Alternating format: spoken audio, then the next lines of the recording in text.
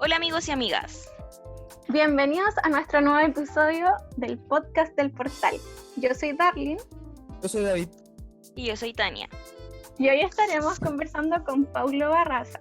Él es psicólogo de la Universidad de La Serena y doctor en psicología de la Pontificia Universidad Católica de Chile. Y hoy estaremos hablando acerca de los neuromitos. Así es, y para comenzar, Paulo, nos gustaría saber por qué enfocar tu carrera, que es más bien humanista, ¿cierto?, de la psicología, en la neurociencia y en los neuromitos. Hola, gracias por la invitación a David, Tania y Darlene. Bueno, es cierto, yo partí estudiando psicología y después hice el doctorado en psicología en la Católica y ahí me interesé, bueno, yo ya venía con el interés de las neurociencias cognitivas, en general, en particular el estudio de la conciencia. Y después de hacer un par de postdoc y tal, volví a Chile y encontré trabajo ahí en la Universidad de Chile, en el Centro de Investigación Avanzada en Educación, y así fue como me encontré con los neuromitos, ¿no? Que es una de las áreas que me interesa en el sentido de poder hacer un aporte más concreto a la educación a través de la divulgación de buena ciencia, de poder establecer estos criterios, ¿cierto?, de distinción entre pseudociencia, ciencia, y cómo desde la perspectiva de las neurociencias cognitivas se puede hacer algún aporte a campos tan lejanos como la educación. Entonces el tema de los neuromitos me interesa en el sentido de poder ir justamente despejando estas falsas creencias de la educación y así mejorar la calidad de la misma. Claro, y es importante saber entonces qué es un neuromito. ¿Cómo lo definirías tú? Bueno, vamos a usar la definición que usa la OSD, en el fondo que los neuromitos son una mala interpretación de hechos científicos, o una mala cita también, a veces se dice así como de hechos científicos. Dicho de otro modo, es como tergiversar información. Paulo, ahora vamos a comenzar con una dinámica de verdadero y falso para tratar de desmitificar ¿Ya? estos neuromitos. Okay. Para eso voy a contar con el apoyo de David, ¿cierto? Y la idea es que básicamente como en el colegio, que nos justifiques un poco las falsas. Vale. Bueno, y si nos quieres comentar algo de las verdaderas, ¿por qué son realmente verdaderas? Tenemos los Vaya, 10 ya. neuromitos más comentados. Así que el Okay. primero es, el cerebro deja de funcionar mientras estamos durmiendo. Bueno, falso, ¿cierto? El cerebro está activo todo el tiempo. Eh, Puede que exista ciertas disminuciones como de intensidad de la actividad, pero nunca deja de funcionar. Si eso ocurriera, digamos, dejaríamos de existir, ¿no? Estaríamos muertos, básicamente. Ahora, una cosa importante de esta historia es que cuando me refiero a que el cerebro está activo todo el tiempo, incluso cuando uno está en el estado REM, durmiendo, que el REM es la sigla para movimiento ocular rápido, y es la etapa en donde también nosotros estamos generalmente soñando, el cerebro está tan activo como en vigilia. Entonces, eso ha llevado a algunos científicos y científicas a hacerse preguntas interesantes acerca de qué es la realidad, básicamente, porque cuando uno está soñando, ¿cierto? Uno rara vez cuestiona esa realidad, uno siempre está en el sueño y esa es tu realidad, salvo que cuando despiertas tú puedes enjuiciar y decir, ah, no, eso era un sueño. Si uno mira la actividad cerebral, uno se encuentra que la actividad cerebral durante ese sueño era muy similar a la actividad que tú ya puedo registrar con un electroencefalógrafo cuando estamos ahora conversando en vigilia. Y eso resulta bien intrigante hasta el día de hoy. Esta idea, digamos, de cómo el cerebro está siempre activo y por qué incluso en ciertas partes de la etapa del sueño está tan activo como en vigilia. Así que, repito, bueno, el mito es falso Y además, interesante porque es misterioso en relación a esta relación entre sueño y vigilia. Oye, a mí me gustaría comentar algo, Pablo, no sé, ¿Mm? vamos a salir al ¿Ya? tiro de la pauta, porque básicamente con respecto a diferenciar de la realidad y no ¿Mm? realidad de los sueños, no sé si te ha pasado o has escuchado como estos sueños lúcidos que uno está soñando, pero sabe que está soñando y de una u otra manera puede manejar estos sueños. Así es. ¿Qué nos puedes decir con respecto a eso? Sí, eso, claro, existe este concepto del sueño lúcido e incluso hay publicaciones, buenas publicaciones, por ejemplo, en Nature Neuroscience y otras revistas importantes en ciencia que han publicado estudios al respecto. Creo que el año pasado o antepasado apareció una publicación incluso que se puede inducir eh, digamos, en el laboratorio, tú pones a dormir a una persona y en cierta etapa del sueño tú estimulas el cerebro y puedes hacer que esa persona tenga esta sensación de despertar dentro del sueño, lo que se llama el sueño lúcido. Y efectivamente, esa es la ocasión en la que nos damos cuenta que estamos soñando. Pero para el resto de experiencias, digamos, el 99% de nuestras experiencias con el sueño son justamente del otro tipo, es decir, no nos damos cuenta que estamos soñando, nuestras emociones, si algo nos asusta, nos da susto de verdad, digamos, salvo que, como decía recién, despertemos y nos damos cuenta y hacemos una distinción. Ah, eso era un sueño. Creo que Humberto Maturana tiene una frase así como: no hay distinción entre ilusión y percepción, salvo a posteriori. Esto como un ejemplo similar a lo del sueño es cuando, no sé si ustedes han tenido la sensación de estar sobre un bus y ese bus empieza a moverse y ustedes dicen, ah, qué bueno, ya partimos, y en realidad era el bus de al lado. Bueno, esa es como la distinción entre ilusión y percepción. O sea, para nosotros, nuestro bus se estaba moviendo, hasta que hicimos un juicio y dijimos, en realidad era el otro, el que estaba al lado. En el caso del sueño es lo mismo. Y el tema de los sueños lúcidos es súper interesante. Existen incluso algunas herramientas que se venden en el mercado como para elicitar los sueños lúcidos. Así que sí, hay harta historia al respecto. Este es el enunciado número 2. El mito es: el desarrollo del cerebro termina antes de la adolescencia. Ah, ya, sí, este es un mito, es interesante. Primero, lo que se pensaba era que todo lo interesante con el cerebro ocurría entre los 0 y los 3 años. Y con el tiempo y la investigación, por supuesto, se empezó a observar que en realidad el desarrollo del cerebro era mucho más extenso y llegaba hasta la adolescencia, incluso hoy día, pasadita la adolescencia, cerca de los 20 años, todavía se está encontrando un desarrollo de la corteza prefrontal. En la adolescencia se sabe que se sigue mielinizando la corteza prefrontal. Y esto también se va engarzando con la idea del nacimiento y desarrollo de nuevas neuronas, que hoy día se sabe que en el cerebro adulto siguen ocurriendo. Por lo tanto, la historia esta de que el cerebro se desarrolla hasta la adolescencia, uno podría decir, es correcto, pero no necesariamente hasta la adolescencia. Puede incluso estirarse, y en el caso del desarrollo de nuevas neuronas, sigue en el cerebro adulto. Entonces vamos con el siguiente neuromito. Este dice: ¿el desempeño académico puede verse afectado por no tomar desayuno? Ah, mira. Ahí hay argumentos que son como a favor y en contra, pero en general lo que se ha descubierto es que si tú te saltas el desayuno, ¿cierto? Esa es como la historia. ¿Qué pasa si te saltas el desayuno? En general, parece haber un efecto sobre la atención. Particularmente estás como menos alerta, por decirlo de alguna manera. Estás menos alerta digamos, si el profesor te pide o la profesora, oye, mira, pasa de esta tarea a esta otra tarea, que si no te cuesta un poco más mover ese eje. Y ojo que el tema de saltarse el desayuno no necesariamente implica no tomar desayuno y ir a clase, sino que también tiene que ver con que sea poco nutritivo el desayuno. Eso es muy distinto a la publicidad de los cereales que dice que el desayuno es la comida más importante del día, cuestión que no necesariamente es cierta.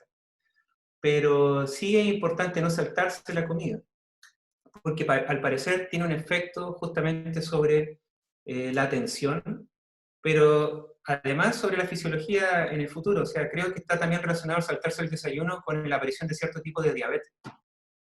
Así que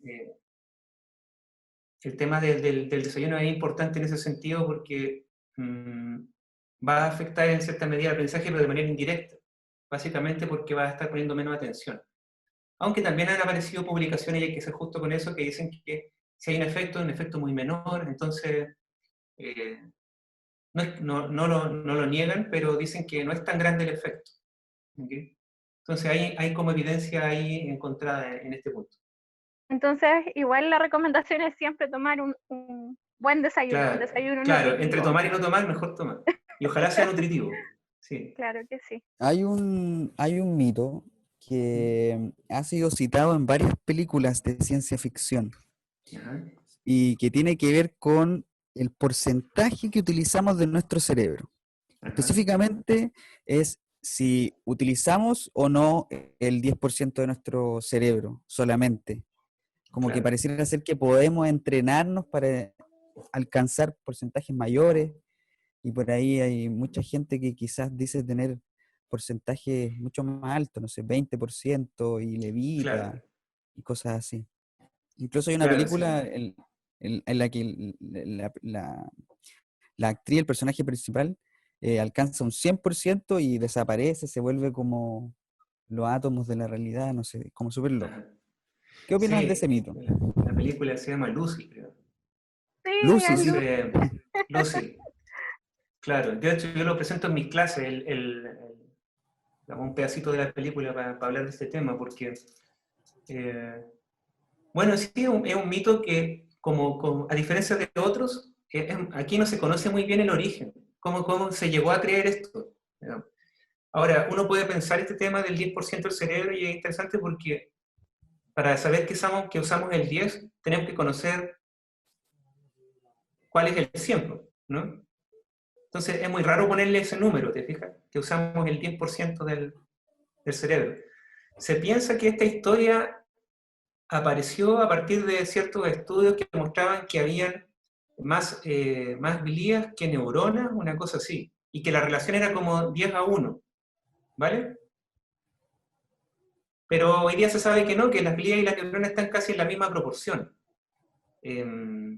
También dice la historia que fue Einstein, que alguna vez apareció un afiche de Einstein que decía que él usaba más del 10% del cerebro, pero eso es falso también porque no existe ninguna carta ni publicación de él que esté hablando de esto. Entonces, y la otra fuente, al parecer, es de no sé si ustedes han escuchado hablar de la cientología, como una especie de religión de Hollywood. Hay un cartel de la cientología que habla justamente del 10% del cerebro y que ellos son capaces de liberar todo el potencial. Bueno, ciertamente esto es falso, porque nosotros usamos todo nuestro 100%, o sea, usamos todo nuestro cerebro a todo lo que da, básicamente. Cada uno de nosotros. Y eso uno lo puede ver con ciertos instrumentos particulares que miden el consumo, por ejemplo, de glucosa y de oxígeno en el cerebro, y podemos ver que el cerebro es un órgano que consume gran parte de la glucosa del cuerpo, comparado con otros órganos. A veces puede uno caer en la confusión cuando ve estas imágenes de resultados de experimental y muestran el cerebro, que se ve como todo el cerebro medio apagado y se ve solo un puntito así activo.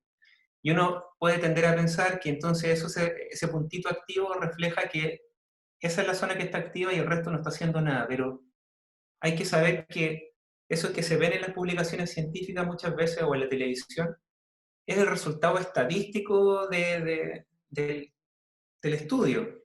Si uno mostrara los datos crudos sin procesar, uno vería que el cerebro está prendido completo, o sea, ese puntito rojo en realidad es todo el cerebro está así rojo. Y de verdad no podría ni siquiera distinguir una condición de otra condición.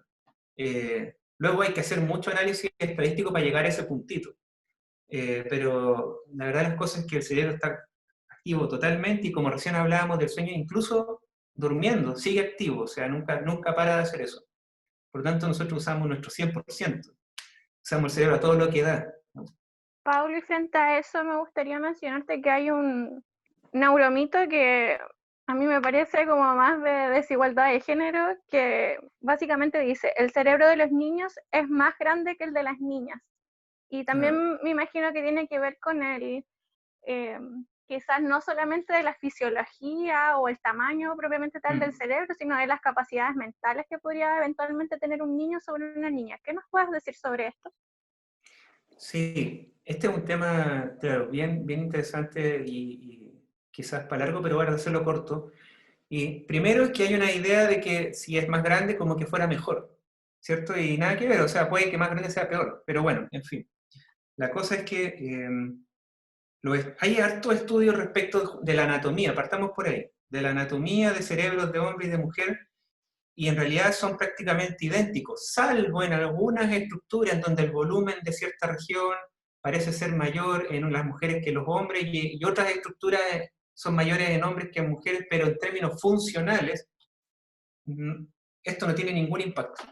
No sé si me explico. O sea, aun cuando hayan ciertas pequeñas diferencias entre el cerebro de hombre y de mujer, estructurales, esto no tiene implicancia en términos funcionales. Y todas las diferencias que se han observado funcionales son culturales, más que nada. Por ejemplo, déjame darte este dato. Si tú vas a una sala de clase común y silvestre y haces una tarea de cálculos matemáticos y tienes una sala de clases mixta, lo más probable es que aparezca que los hombres obtienen mejores notas en la tarea de matemática que las mujeres, ¿ya? Y eso ha llevado a la errónea conclusión de que los hombres son mejores para las matemáticas que las mujeres, por ejemplo, por decirte algo. Ahora, ¿por qué es una conclusión errónea? Porque se ha probado empíricamente que eso es solo un artefacto cultural.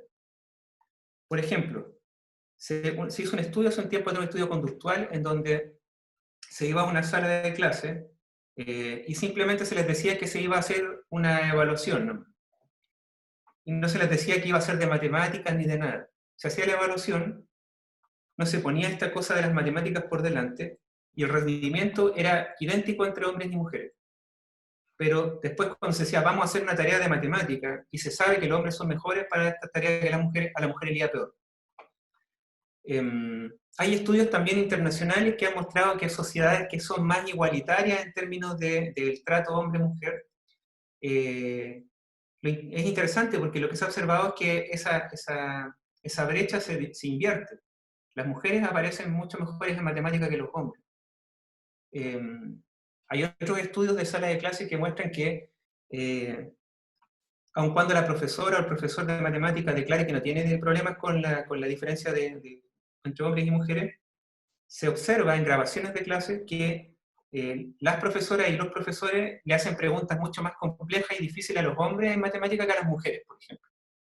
Entonces, este tema, que partió como si acaso habían diferencias estructurales entre hombres y mujeres en términos de cerebro, la respuesta es muy pocas, las hay pero muy pocas, y que no tienen efectos funcionales. Y a nivel funcional, esas diferencias son más bien culturales. Por lo tanto, no hay razón para discriminar a partir de argumentos neurocientíficos entre hombres y mujeres. Con respecto al neuromito Sí. que sigue, es básicamente también ubicado en la niñez y es sobre un ambiente estimulado a muy temprana edad, eso va a implicar un mejor desarrollo en el cerebro de los niños. Ajá. Esta historia tiene que ver con el concepto de los ambientes enriquecidos. Y es interesante porque este concepto surge de estudios que tienen con ratas, no con humanos. Pero aquí hay un caso ejemplar, digamos, de justamente una mala interpretación del resultado que es real, experimental, y traspasado inmediatamente a otro dominio que es el dominio de los seres humanos. Pero bueno, vean. El estudio es re sencillo que se hizo donde se acuñó el concepto de ambiente enriquecido. Y lo que se hizo fue comparar a ratas que estaban en el ambiente estándar de laboratorio, que era una jaula con viruta, con ratas que estaban en una jaula con viruta y con una rueda de ejercicio, y otras ratas que estaban en una jaula que le llamaron ambiente enriquecido, pero que en realidad emulaba el ambiente natural de las ratas. ¿vale? No era un ambiente sobreestimulado, era tratar de imitar el ambiente natural de las ratas. Y lo que se encontró es que, tanto en el ambiente que simulaba el ambiente natural de las ratas, este ambiente enriquecido, como en el ambiente con ruedas de ejercicio, el desarrollo neural de estas ratas era mucho mayor que la de las ratas que estaban en la jaula con viruta. Entonces, la conclusión más interesante de este estudio no era el asunto del ambiente enriquecido, porque en el fondo estaba hablando simplemente del ambiente natural de la rata. El resultado interesante de este estudio era los efectos nocivos que los ambientes empobrecidos tienen en los animales. Dicho esto, esto nos lleva como a la reflexión ya ahora saltándonos al plano humano, extrapolando al plano humano, nos lleva a una discusión más ética, incluso, ¿cierto?, social y política, que tiene que ver con todos estos niños y niñas, ¿cierto?, que están en ambientes precarios, empobrecidos, y que están de alguna manera, ¿cierto?, cultivando la desigualdad no solamente social, sino que incluso de desarrollo neurobiológico. Quiero decir lo siguiente: hay estudios bien contundentes que muestran que si tú comparas, por ejemplo, el desarrollo cerebral de niños que nacen de nivel socioeconómico bajo, medio y alto, se genera una brecha gigante en el desarrollo cerebral a medida que van pasando los años. Lo mismo con las funciones cognitivas. Hay un estudio en la Católica que muestra eso, que el desarrollo intelectual de un niño de 17 años de nivel socioeconómico bajo se asemejaba al de un niño de 11 años de nivel socioeconómico alto. Ahora, por suerte, esto no es una cosa definitiva. Uno puede cerrar las brechas. Uno puede cerrar esas brechas que se van generando por la desigualdad de la cuna, ¿ya? Pero para eso se necesita un ejercicio social, importante, para poder entregar todas esas estimulaciones que nos están recibiendo. Piensa tú en las niñas y niños del Sename, por ejemplo, que viven encerrados en ambientes realmente extremos, digamos. Y después les pedimos que se inserten en la sociedad. O sea, si no le estamos dando la estimulación adecuada, y eso incluye afecto, cierto cuidado, protección, junto con también estimulación cognitiva, qué sé yo, desde la cuna, luego de adultos se ve muy difícil. Entonces, este tema que parte interesante como pensando en la idea de la estimulación o de la sobreestimulación, lo que es falso, termina por decantar más bien en otra idea que es mucho más importante, que tiene que ver con los nocivos efectos de los ambientes empobrecidos en el cerebro y en la cognición. Escuchar a Mozart mientras se está embarazada o cuando uno estudia, ¿mejora la capacidad de atención? En el caso del mito del efecto Mozart, bueno, este fue un trabajo que se hizo hace buenos años atrás, y que fue bien sencillo. Era un estudio no experimental, era un estudio transversal, en donde se comparaba 3 grupos de personas. Un grupo de personas iban a escuchar un fragmento de una obra de Mozart, y luego iban a hacer una tarea visoespacial. El segundo grupo iba a escuchar música de relajación y iba a hacer la tarea visoespacial. Del tercer grupo, nada, iban a estar en silencio, iban a hacer la misma tarea, ¿vale?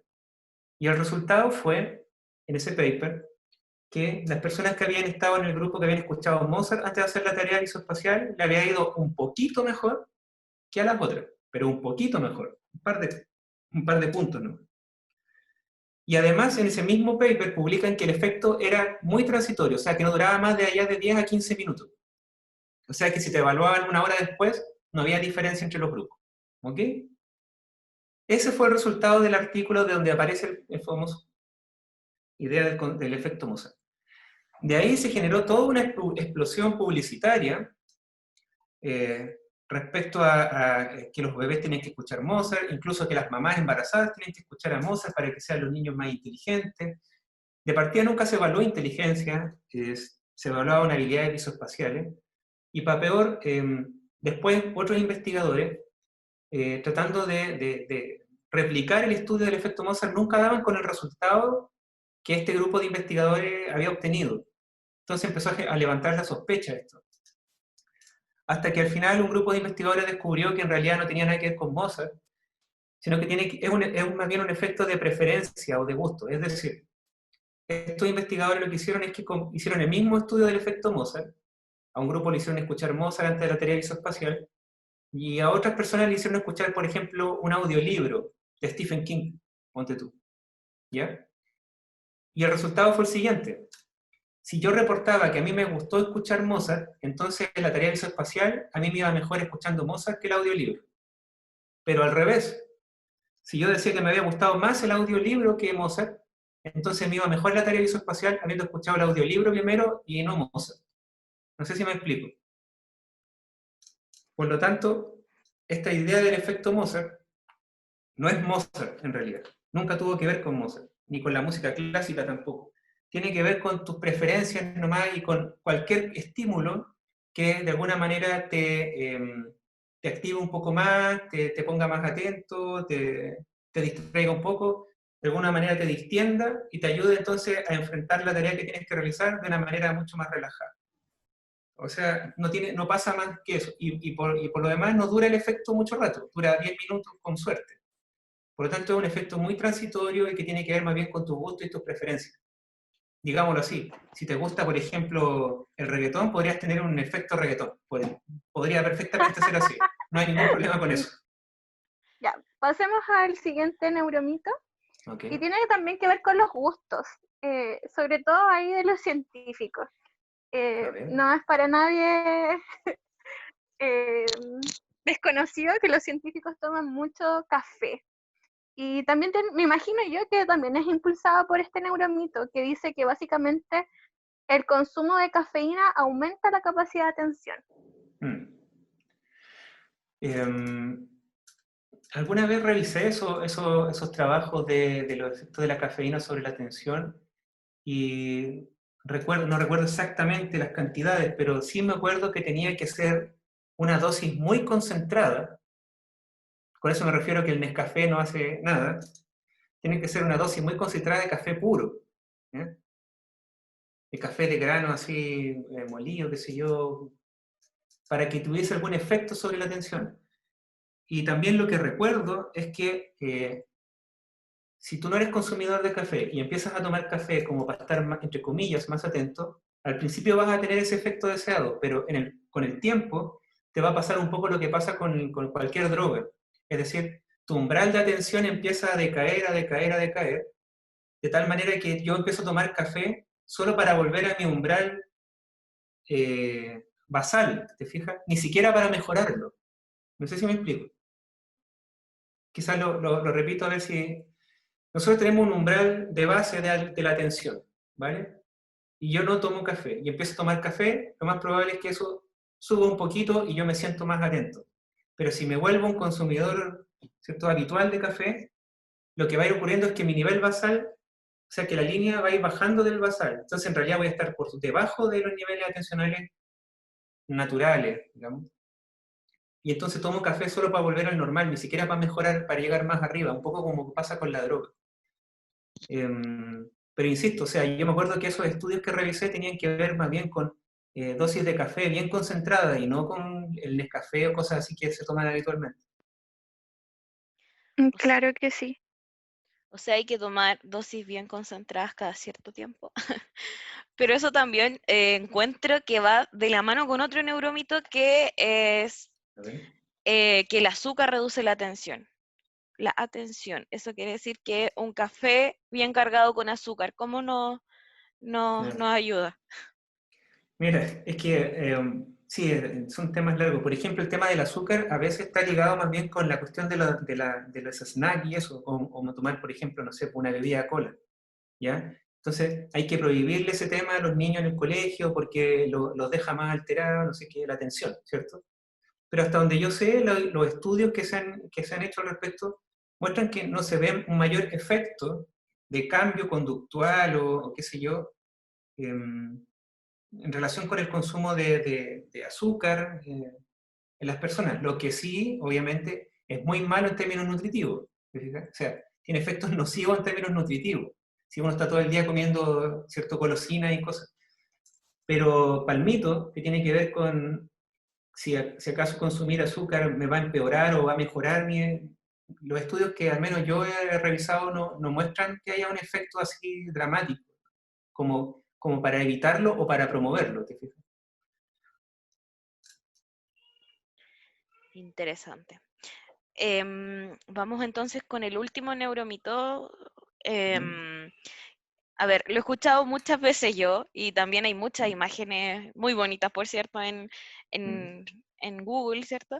Que dice que los hemisferios cerebrales, el derecho y el izquierdo, tienen funciones radicalmente opuestas. Ajá. Claro, esa es como la idea de los hemisferios cerebrales. Claro, este es un mito que también calza bien con la definición de neuromito como de una mala interpretación de un hecho científico que está probado. Porque seguramente esta historia viene de los estudios que hacía Gazzaniga y Sperry. Sperry, de hecho, ganó el Nobel con estudios de este tipo, haciendo cortes en el cuerpo calloso de ciertos pacientes, y descubrió que los hemisferios en pacientes que estaban con el cuerpo calloso cortado, el cuerpo calloso, todo esto es la estructura que une los hemisferios cerebrales, una fibra nerviosa que conecta los hemisferios cerebrales. Claro, en pacientes que le habían cortado eso, observaban que, no sé, por decirte algo así sin sentido, le contaban un chiste por un oído, se reía el paciente, pero no sabía más o menos de qué. Y en cambio se lo contaban por el otro oído, no se reía, pero sabía exactamente de qué se trataba el chiste. ¿Me explico? Como que habían descubierto con este estudio, este experimento, que los hemisferios cerebrales se comportaban de manera súper distinta. Bueno, eso pasaba en pacientes que tienen una lesión cerebral. Lo que no quiere decir que los hemisferios cerebrales en las personas sin lesión cerebral se comporten igual. De hecho, el cerebro funciona de manera integrada, como comentaba recién. Los hemisferios cerebrales tienen que todo el tiempo están conectándose y reconectándose, ¿cierto? Para hacer las cosas que hacemos. Incluso para tareas tan sencillas como, qué sé yo, tomar un lápiz y escribir, el cerebro requiere de un montón de conexiones, qué sé yo, interhemisféricas, para que eso ocurra. Con respecto a las funcionalidades que tú decías, generalmente el mito dice que la parte izquierda del cerebro sería una parte más lógica y la parte derecha del cerebro sería más creativa. La verdad es que hay una publicación que analizó no sé cuántos escáneres, como 1100 o 1200 escáneres, para ver si acaso esta hipótesis tenía algún sentido. Y encontraron que para nada, que en el fondo hay pequeñas redes locales que sí están bien lateralizadas. Particularmente, por ejemplo, el lenguaje está mucho más representado en el hemisferio izquierdo que en el derecho, aunque el derecho igual participa, y participa de manera súper importante en el lenguaje. Y hay ciertas redes atencionales que están un poco más cargadas hacia la derecha que la izquierda, pero en general es eso. Pero nada que tenga que ver con lo lógico o lo creativo. De hecho, para responder a una tarea de creatividad se requiere que todo el cerebro prácticamente esté funcionando, activo, varias regiones del cerebro conectadas, hemisferio izquierdo, derecho, de distintos lados, subcorticales, corticales. Y eso es lo que pasa habitualmente. Como te digo, la excepción es que existen ciertas regiones muy específicas para una cosa determinada en un hemisferio del cerebro. Y este mito incluso se ha llevado a las escuelas, incluso, haciendo creer a los profes de que existen aprendices del hemisferio izquierdo y aprendices del hemisferio derecho, lo que es una rareza total. Porque uno aprende con todo el cuerpo, básicamente, con todo el cerebro y con todo nuestro cuerpo, no necesariamente con un hemisferio o con el otro. Paulo, ya hemos contestado a los 10 neuromitos más comentados, pero agarrándome un poco del último, el tema del aprendizaje. Sabemos que tú desarrollas línea de investigación con respecto a la educación y los aprendizajes. Y me gustaría saber que profundizáramos un poquito más con respecto a los estilos de aprendizaje. Yo en mi carrera de pregrado me desempeñé como ayudante y tutora y me acuerdo claramente que nos enseñaron a hacer incluso un test para saber si la gente, las personas, los alumnos, los estudiantes, qué tipo de aprendizaje tenían ellos. auditivo, visual, experimental, etc. ¿Eso es real? ¿Las personas que se dedican a la docencia ocupan esas técnicas para enseñar? ¿Qué nos puedes decir tú con respecto a esto? Claro, el mito este de los estilos de aprendizaje yo creo que es el más popular en el mundo, en términos, hablando siempre del ámbito de la educación. Y ahora, como tú lo dices, ¿cierto? No solamente está en los colegios, sino que también está en las universidades instalado, como tú bien señalas con tu experiencia. Incluso más, está hasta en un decreto, que es el decreto 270 y el decreto 83 en el Mineduc. Aparece el concepto de estilos de aprendizaje. Entonces es interesante este tema porque realmente es un mito, sin embargo está instalado incluso en la política pública, lo que trae por lo demás una cascada de procesos hacia abajo que no son menores. Por ejemplo, gastar platas públicas para capacitar a profesores en este tema, capacitarlos para evaluar los estilos, y después viene toda la otra historia de adaptar la clase a los famosos estilos de aprendizaje de los estudiantes. Sí, imagínate todo eso, hay gastadero de plata pública, tiempo de los profesores, también hay estrés por parte de los profesores porque tienen que adaptar sus clases. Todo eso por nada, básicamente, porque el tema de los estilos de aprendizaje, de adaptar la clase a los estilos de aprendizaje, es una cuestión que se ha investigado por más de 50 años y el resultado de todos los estudios es generalmente el mismo, no tiene ningún efecto, ninguno. No importa la teoría que tú utilices. Por ejemplo, si tú crees que hay aprendizaje visual, auditivo o kinestésico, y tú adaptas la clase a los estilos de aprendizaje de los estudiantes, esos estudiantes no van a rendir mejor ni les va a ir mejor por haber adaptado la clase. Eso está súper testeado empíricamente con los mejores diseños experimentales. Se ha publicado cientos de artículos al respecto, y así todo, el mito sigue ahí hasta el 2020, está en las universidades, en las escuelas, cuesta un montón sacarlo. Por lo demás, este tema de los estilos de aprendizaje es bien raro porque en términos biológicos, aprender no es un estilo. Estilo es, por ejemplo, si me gusta la música de tal tipo, o la ropa de tal forma, pero aprender no es un estilo, aprender es constitutivo de lo vivo. O sea, estar vivo trae como consecuencia también la capacidad de aprender. De hecho, los seres biológicos, el aprendizaje se puede definir como cambios de redes neurales producto de la interacción del organismo con el medio. O sea, ¿qué estilo hay ahí? ¿Te fijas? O sea, esos conceptos son simplemente conceptos como pop, populares para vender y para generar marketing y ganar lucas a costas de la educación. No hay nada parecido como los estilos de aprendizaje, y no sirve para nada adaptar las clases de aprendizaje porque no existen los estilos de aprendizaje. Lo que sí existen es una diversidad de estudiantes con necesidades educativas distintas, y para eso no se requiere aplicar ningún tipo de test ni nada para descubrirlo. Básicamente tenemos un neuromito instalado en nuestras políticas y en nuestra forma de aprendizaje también. Y no solamente nosotros, en el mundo, ¿eh? Hay muchas partes en el mundo en el que también esto está pasando. Reino Unido, ponte tú, no sé, Japón, distintas partes del mundo. Y Chile no es la excepción. Pero la pregunta es cómo poder erradicarlo, cómo hacerlo, digamos, como para que la orientación de los profes no esté, o de la educación, para no poner a los profes, de la educación en general no esté en reducir la incertidumbre y categorizar a la gente en estilos de aprendizaje, y preocuparse mucho más de otro tipo de cosas más interesantes. Yo creo que tenemos una cultura en Chile de la evaluación. Ahí tiene usted el caso del CIMSE, de la PSU, ¿cierto? Como que la evaluación nosotros vamos a encontrar respuestas, digamos, como para cómo enseñar mejor y tal. Pero eso es, digamos, es una fantasía.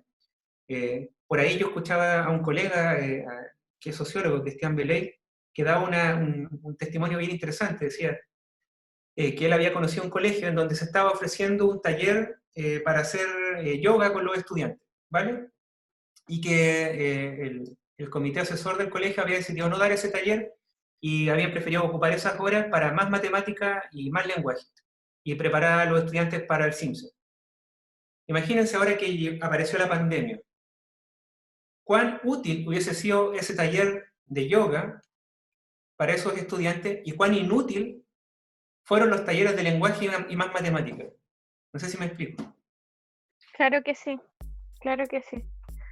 Es una lástima porque perdieron la oportunidad esos niños de aprender otras metodologías de relajación, de concentración incluso.